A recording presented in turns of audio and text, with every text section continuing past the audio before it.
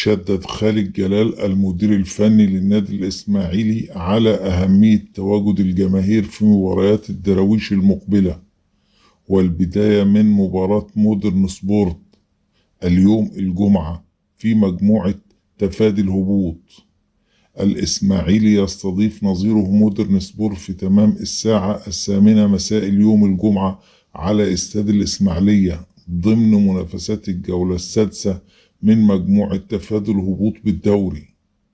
وقال خالد جلال في تصريحاته عبر المركز الإعلامي للنادي الإسماعيلي: المرحلة المقبلة تحتاج تضافر جهود الجميع من أجل عودة الإسماعيلي مجددا لمكانته الطبيعية بين الكبار التي يستحقها ويتمناها الجماهير.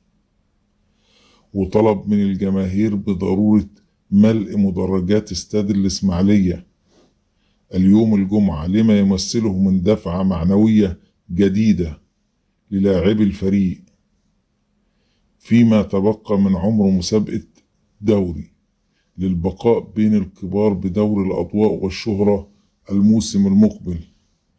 آزروا النادي الإسماعيلي بكل قوة، وحتى آخر لحظة في المباراة لابد من التشجيع للنهاية.